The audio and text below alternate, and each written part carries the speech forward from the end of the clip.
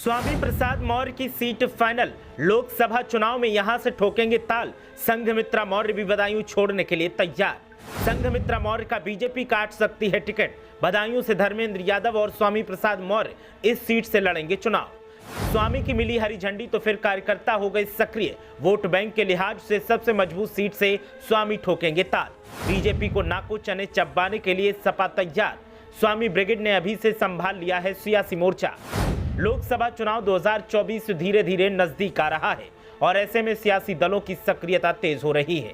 पार्टियों की तरफ से मजबूती हासिल करने और बम्पर जीत के लिए अभी से दांव पेच और सियासी समीकरणों को टटोला जा रहा है।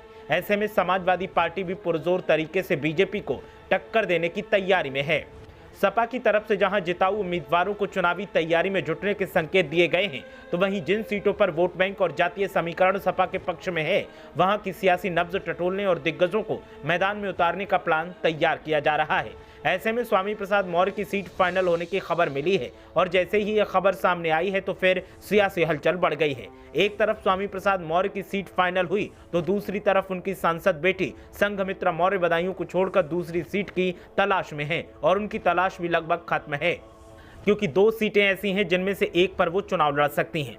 कौन सी वो सीट है जहां से स्वामी प्रसाद मौर्य चुनाव लड़ेंगे और कौन सी वो सीट है जहां से संघमित्रा मौर्य चुनाव लड़ सकती हैं, हम बताएंगे। लेकिन पहले आप बताएं कि क्या आगामी लोकसभा चुनाव में सपा का जलवा देखने को मिलेगा या फिर बीजेपी इस बार भी सिकंदर बनेगी? आपकी राय क्या है, हमें कमेंट करके जरूर बताएं।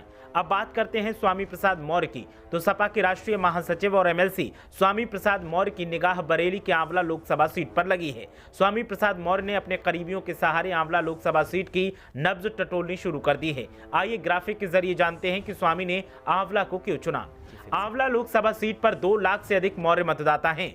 2,50,000 यादव मतदाता आंवला लोकसभा सीट पर हैं। करीब 6 लाख मुस्लिम वोटर्स आंवला लोकसभा सीट पर हैं, जिनका टोटल 10 लाख होता है और 10 में से 9 लाख वोटों की उम्मीद स्वामी को है। ऐसे में स्वामी प्रसाद मौर्य को लगता है कि अगर उन्होंने यहां से ताल ठोकी तो फिर जीत पक्की है। वहीं स्वामी प्रसाद मौर्य की सांसद बेटी संघमित्रा मौर्य पड़ोसी सीट बदायूं लोकसभा सीट से बीजेपी की सांसद हैं, लेकिन उनके बदायूं से हटने की उम्मीद जताई जा रही है क्योंकि बीजेपी उनका टिकट काट रही है, ऐसे संकेत मिल रहे हैं। इसलिए पहले संघमित्रा मौर्य आंवला से चुनाव लड़ने की तैयारी में थी, लेकिन वो खुद के लिए आंवला सीट को सुरक्षित नहीं मान रही हैं। इसीलिए फर्रुखाबाद या फिर एटा सीट से वो चुनाव लड़ सकती हैं। इन दोनों ही सीटों पर मौर्य शक्त वोट बड़ी संख्या में हैं। यहां से आसानी से चुनाव जीतकर दिल्ली पहुंचा जा सकता है।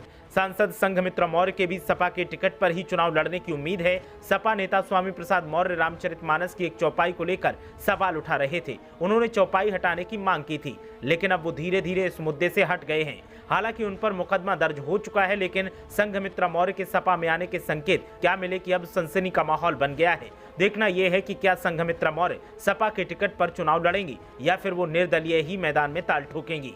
ब्यूरो रिपोर्ट, मीडिया हलचल।